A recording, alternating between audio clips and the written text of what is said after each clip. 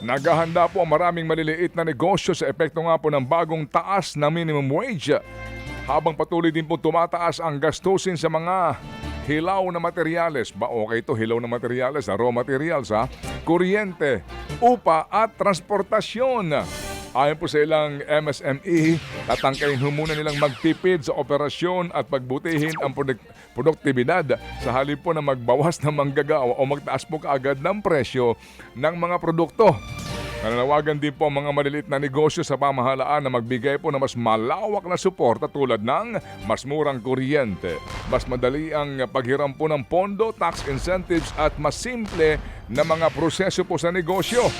Umaasa po ang mga MSMEs na sa pamamagitan po ng mga hakbang na ito ay mapapanatili nila ang kabuhayan ng kanila pong mga manggagawa habang napapanatiling abot kaya ang kanilang mga produkto at serbisyo. Tinataya ng mga abot po sa 3 gigawatts ang pangangailangan sa kuryente ng Pax Silica AI Hub. Diyan po yan sa New Clark City kapag ganap na itong naitayo. Ayon po yan sa Bases Conversion and Development Authority o BCDA. Ayon sa BCDA, hindi manggagaling sa kasalukuyang supply ng kuryente ang pangangailangan ng proyekto dahil magkakaroon ito ng sarili nitong pinagkukuhanan ng enerhiya. Sinabi rin po ng ahensya na layunin nitong pagandahin daw ang pasilidad gamit ang pangunahing renewable energy kabilang ang solar power.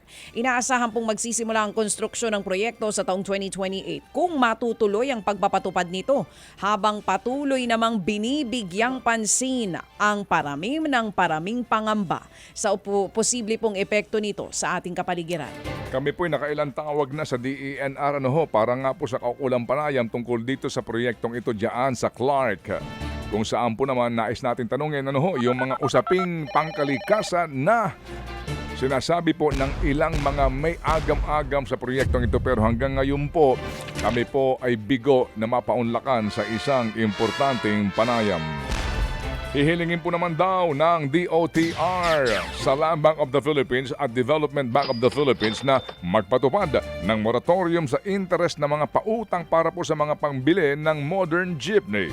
Ayon sa DOTR, layunin daw po na hakbang na mabawasan ang pinapasan ng mga transport cooperatives at mga operators sa gitna pa rin po ng patuloy na pagtaas ng presyo po ng langis.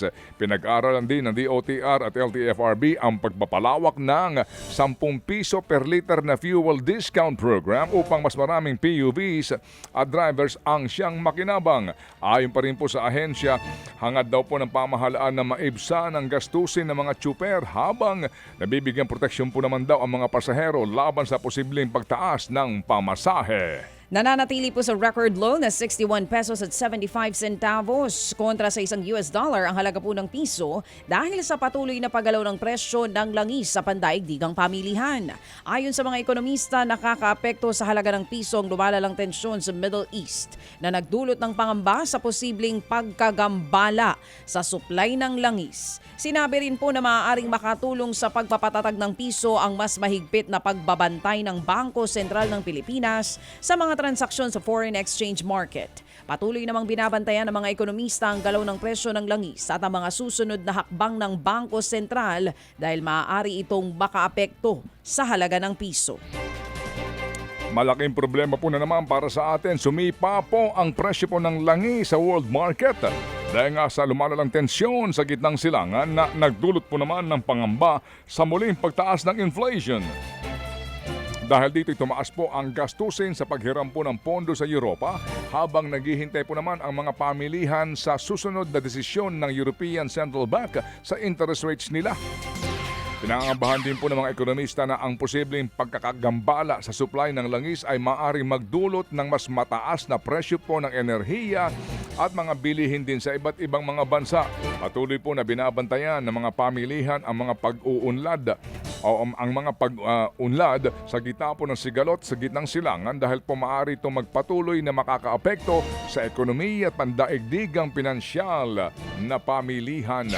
So ibig sabihin po hindi lang ang Pilipinas po ang umaaray din Dito po sa talaga naman, Donald Trump. Mga kapatid, patuloy po kayong tumutok sa 105.9 True FM para sa totoong balita, impormasyon, music and entertainment. Mag-subscribe sa aming YouTube channel at podcast at sundan nyo kami sa Facebook, Instagram, X at TikTok sa True Network PH. Bisitahin din po ang aming official website, truefm.ph. At panoorin din kami sa True TV Signal, Channel 19. Kami po ang 105.9 True FM. Laging true sa'yo, kapatid.